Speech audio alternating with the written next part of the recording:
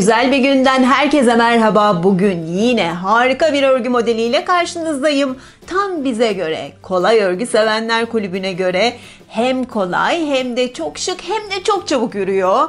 Ben bunu böyle güzel yeleklerde ve güzel şallarda hayal edebiliyorum. Harika bir model. Adı süpürge sapı modeli. Neden konmuş bununla ilgili hiçbir bilgim yok. Zaten bu örgü modellerine verilen isimler gerçekten çok komik. Kim koyuyor ben de bilmiyorum. Benim için adları önemli değil. Şık olması ve kolay olması önemli. Bu da tam bana göre, yani bize göre. Hadi yapımına başlayalım. İşte harika süpürge sapı modelimiz. Çok güzel görünmüyor mu? Yeleklerde, şallarda hayal edebiliyor musunuz? Gerçekten çok güzel duruyor. İşte küçük küçük böyle gözler var gibi. Şimdi her bir model 5 ilmekten oluşuyor. Yani buna göre ilmek atacaksınız. 5 ve 5'in katları, sağ kenar ilmeği ve sol kenar ilmeği, yani artı 2. Şimdi ben 4 tane göstereceğim size. 4 tane modelden göstereceğim. Yani 20 ilmek atacağım model için. 2 tane de kenar ilmeği için atacağım. 22 tane ilmek atacağım.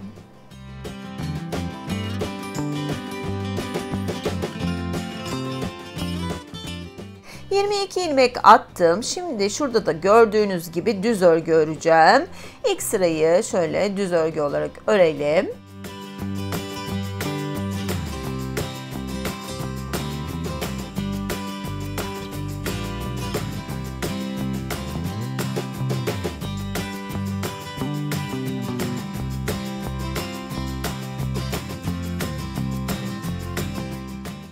Bir sıra düz örgü ördükten sonra diğer yüzünde ters örgü örüyorum.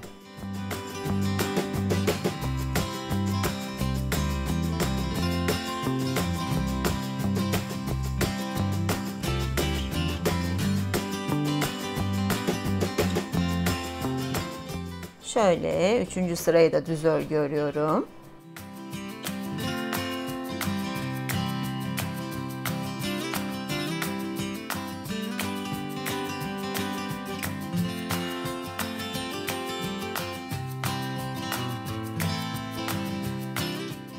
Ve diğer yüzde yine 4. sırada ters örgü örüyorum.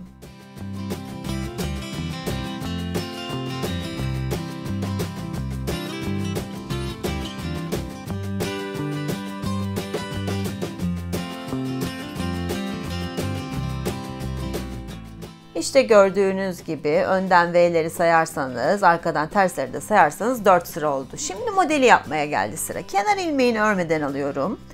İlk ilmeği şöyle düz örgü örer gibi şişimi sokuyorum ve şişimin üzerine 1, 2 ve 3 kez ipimi dolayıp çekiyorum. Şimdi her ilmeğe aynı şeyi yapacağım. Düz örgü örer gibi geçiriyorum şişimi. Şişimin üzerine 1, 2, 3 kez ipimi doluyorum ve çekiyorum. Sıranın sonuna kadar her ilmeğe bunu yapacağım. 1, 2, 3 dola ve ör. Düz örgü örer gibi 1, 2, 3 kez dolayıp çekiyorum. Sıranın sonuna kadar aynı işlemi yaptım. Ve kenar ilmeğimi de örüyorum. Ve şimdi diğer yüzde ne yapıyoruz? Kenar ilmeğimi örmeden alıyorum. Bu doladığımız 3 tane ilmek vardı ya. Şimdi o doladığım ilmekleri boşa çıkartıyorum. Şöyle çekiyorum. Bakın uzuyor. Şimdi 5 tane ilmeği böyle boşaltacağım. Örneğimiz 5 ilmekten oluşuyor demiştim. 2, 3, 4 ve 5. ilmeği de doladıklarımı boşa çıkartarak şişimi alıyorum. Ve tekrar 5 ilmeği diğer şişime geçiriyorum ve ters örgü örer gibi önden şişimi sokuyorum. Ve ters örgü örer gibi bir tane örüyorum ama ilmeklerimi çıkartmıyorum. Şişime bir kere doluyorum. 2 oldu. Tekrar örüyorum. 3 oldu. Tekrar doluyorum. 4 oldu. Ve 5. kez örüyorum böyle içinden o ilmeklerin. Ve ilmekleri çıkartacağım şimdi. Yani o 5 tane boşaldığım ilmeği içinden 5 tane ilmek çıkartmış oldum. Şöyle 1, 2, 3, 4 ve 5 ilmeği çıkartıyorum, uzatıyorum. Tekrar diğer şişimi alıyorum. Ve ters örgü örer gibi şöyle örüyorum. İlmeklerimi çıkartmıyorum. Bir kere doluyorum, 2 oldu. Üçüncüyü tekrar örüyorum. Bir kere daha doluyorum, 4 oldu.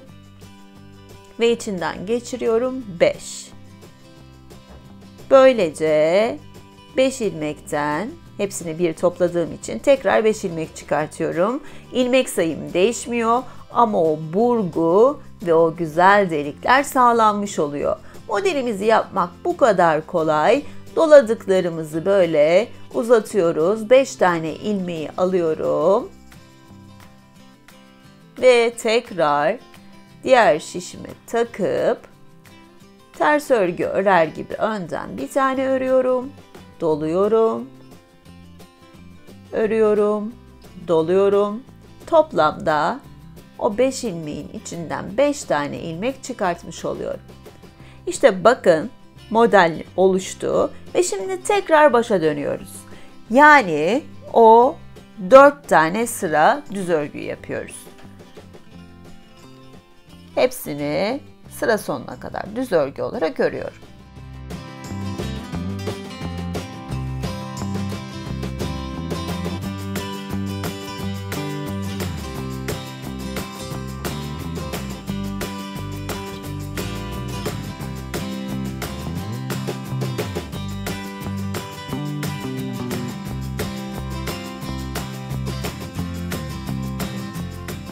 Ve diğer yüzde yine ters örgü.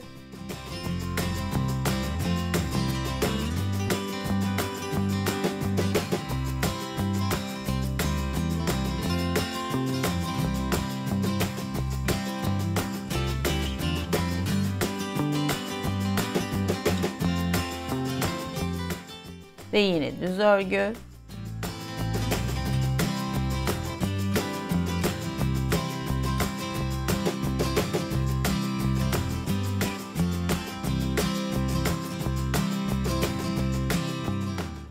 Ve son olarak yine ters örgüyü yapıyoruz ve aradaki o düz kısmı sağlamış oluyoruz.